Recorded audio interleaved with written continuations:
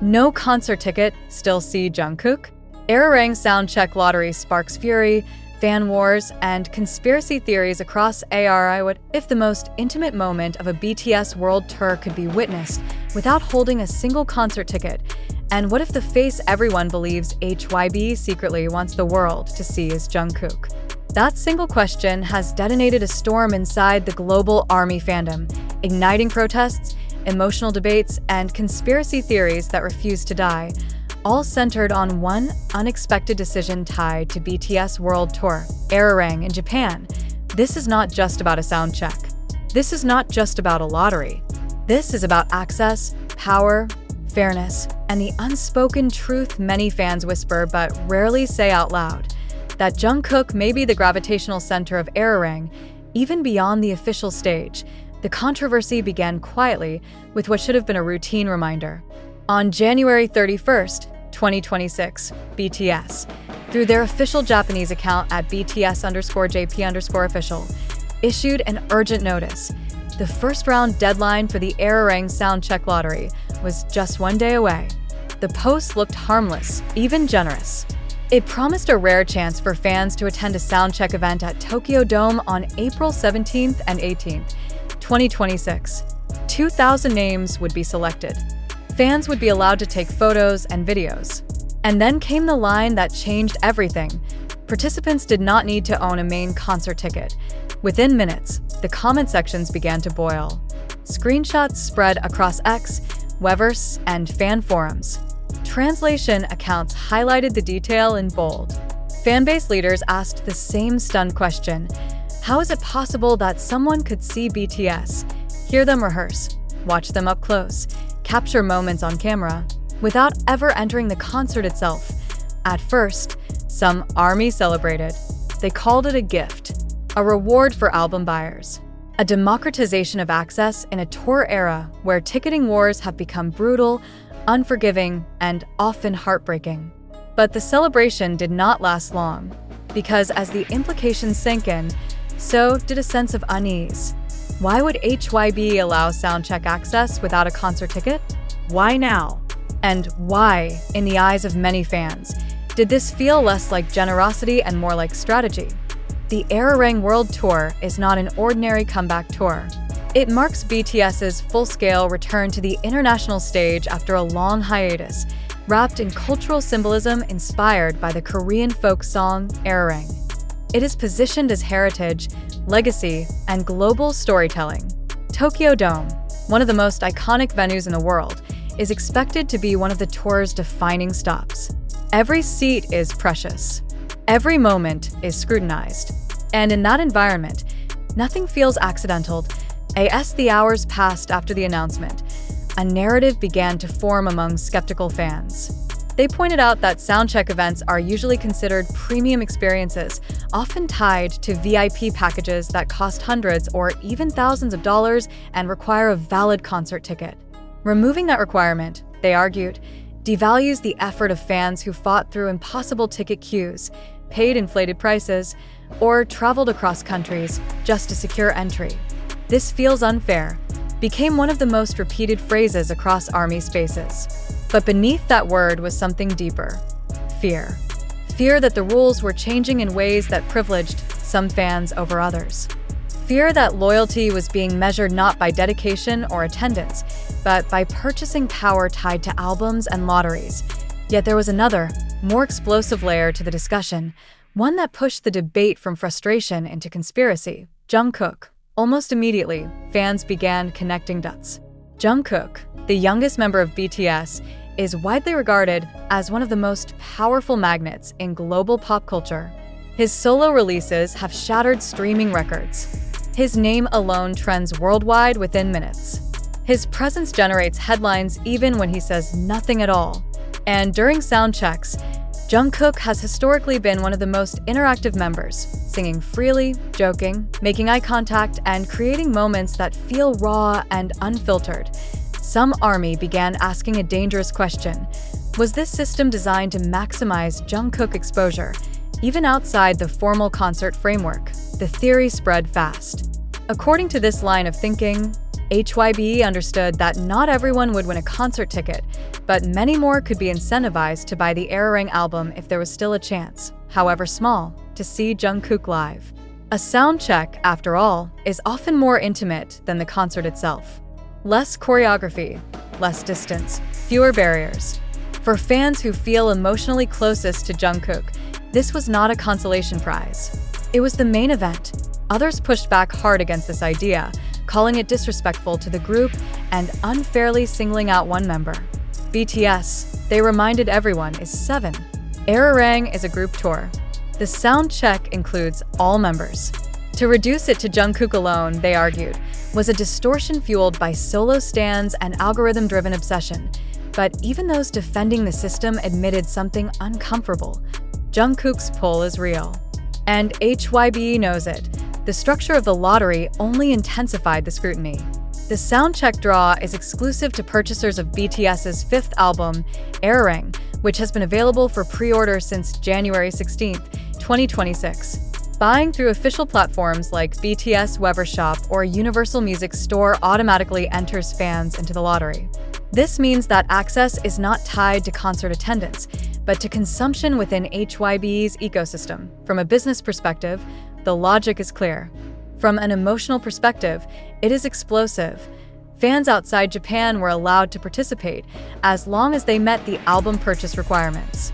This global inclusion was praised by some as progressive and criticized by others as chaotic.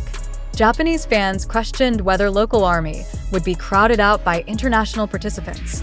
International fans worried about travel logistics for an event they might win but not be able to attend. And everyone wondered what would happen if someone won soundcheck access but never set foot inside the concert hall afterward. Would they leave after soundcheck? Would they linger? Would security enforce strict separation? HYBE did not clarify, and the lack of detail only fed speculation.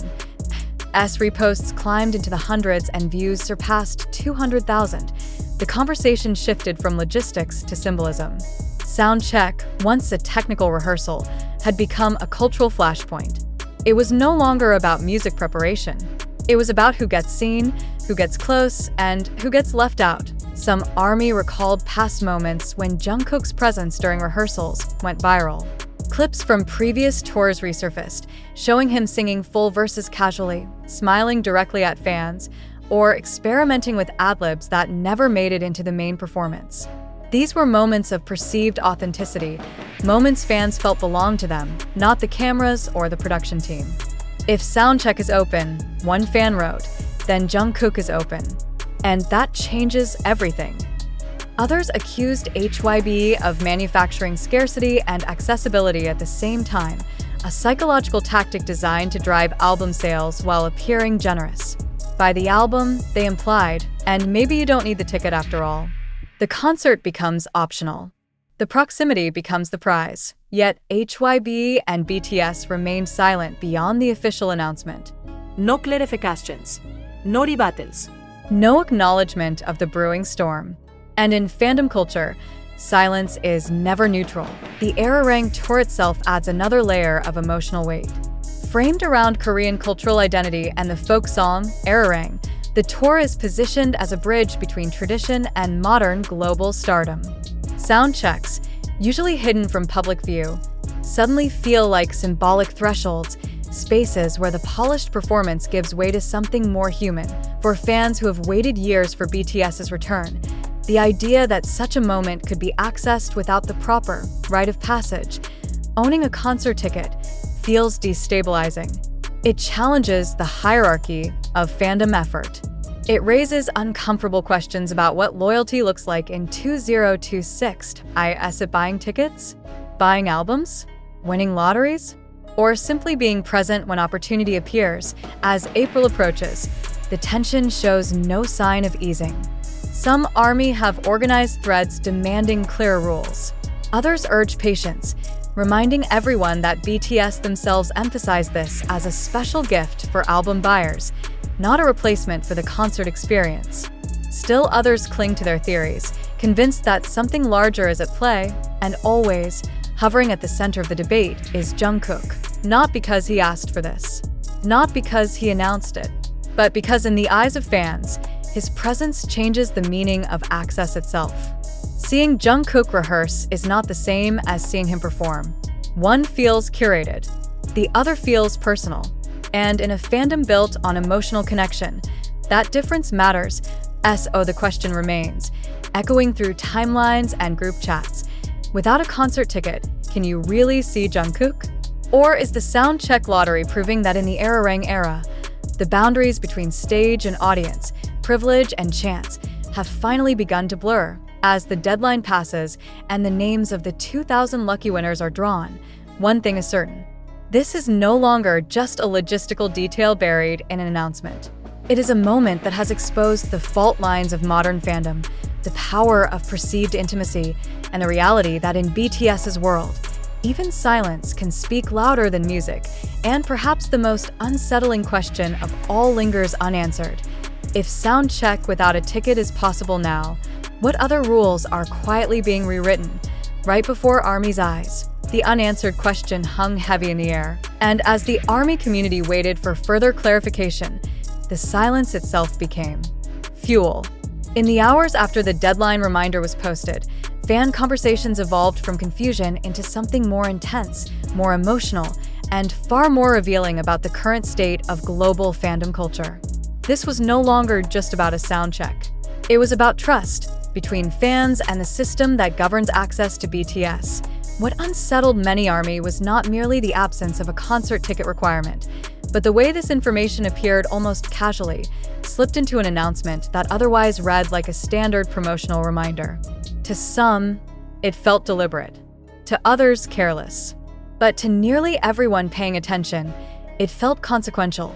Because if soundcheck access could exist independently from the concert itself, then the long-standing hierarchy of fandom experience was being quietly dismantled. For years, attending a BTS soundcheck was considered the holy grail of live experiences. It was something earned through fierce ticket battles, premium packages, and often significant financial sacrifice. It was exclusive by design. That exclusivity gave it meaning. Now, suddenly, the gate was partially open, and no one could agree on whether that was progress or betrayal. Japanese ARMY were among the most vocal. Tokyo Dome is not just a venue, it is a symbol of status in the music industry. Performing there is a milestone, and attending a BTS concert there is a dream that many fans plan for years. For local fans who expected soundcheck access to be tied to concert attendance, the lottery felt like an intrusion into a space they believed was already fiercely competitive. International ARMY, meanwhile, were divided. Some expressed gratitude that HYB had not restricted the lottery to Japan only, calling it a rare acknowledgement of BTS's truly global fanbase. Others worried the system favored those with the financial ability to buy multiple albums, regardless of whether they could realistically attend the event. The idea that someone might win soundcheck access, see BTS up close, record videos, and then leave without attending the concert struck many as emotionally jarring. And once again, the conversation circled back to Jungkook. Clips, old fan cams, and rehearsal moments began resurfacing across platforms, as if fans were collectively reminding each other what soundcheck actually looks like. Jungkook laughing mid-verse. Jungkook testing vocals, without choreography. Jungkook reacting instinctively to fans calling his name. These moments, raw and unscripted, carried a different emotional weight than the polished spectacle of the concert. Some fans argued that if HYB truly wanted to reward album buyers, they could have offered exclusive merchandise, early entry privileges, or digital content. Opening soundcheck, they claimed, crossed an invisible line. It placed one of the most emotionally charged experiences within reach of chance rather than commitment.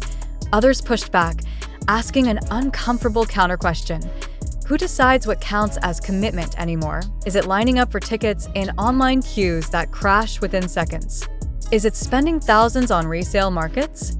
Or is it consistently supporting BTS's music by purchasing albums, engaging with official platforms, and sustaining the ecosystem that allows tours like ARIRANG to exist in the first place?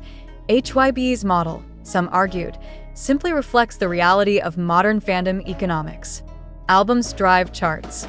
Charts drive visibility. Visibility sustains global relevance. In that context, rewarding album buyers with real-world access is not manipulation, it is incentive, but even those defending the system admitted that the emotional optics were dangerous, because BTS is not just any act. And Jungkook is not just any idol. In the ARIRANG era, BTS's return is loaded with symbolism.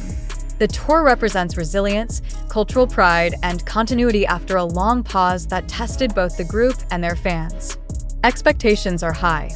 Emotions are raw. Every decision